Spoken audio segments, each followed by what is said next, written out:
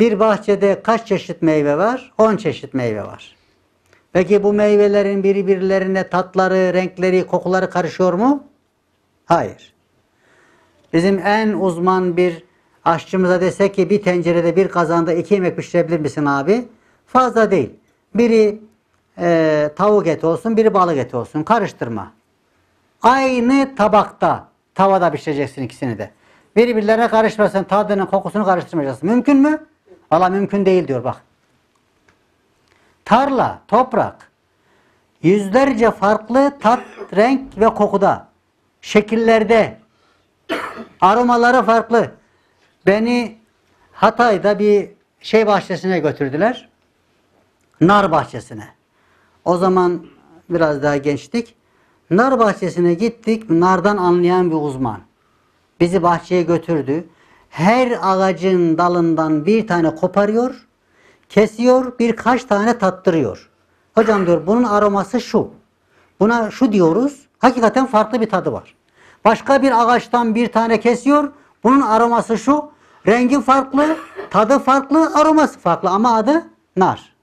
Belki mübalağa olmasın, ondan fazla özelliklerde nar tattırdı bana.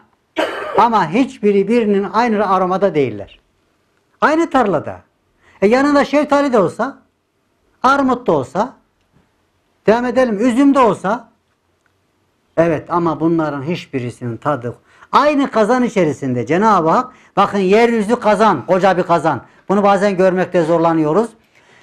60 milyon çeşit bitki ve hayvan türünü Cenab-ı Hak o kazanda pişiriyor. Ama hiçbirinin tadı diğerine, hiçbirinin kokusu diğerine, hiçbirinin rengi diğerine karışmıyor, bulaşmıyor, bulaştırmıyor. Demek ki onu yapan o varlıklar değilmiş. Demek ki onu yapan toprak değilmiş, ağaç değilmiş, çiçek değilmiş, hayvan değilmiş. Onu yapan. Onun için Kur'an-ı Kerim'de Cenab-ı Hak diyor ki, biraz sonra hayvanlarla ilgili örnek gelecek. Diyor ki Kur'an-ı Kerim'de Cenab-ı Hak, kan ile fışkının ortasından safi beyaz sütü Allah bulaştırmadan, bulandırmadan, saigan, içmesi kolay, saf, temiz ve sade, bembeyaz bir sütü çıkarıyor. Demek ki bunu yapan hayvan işi değil.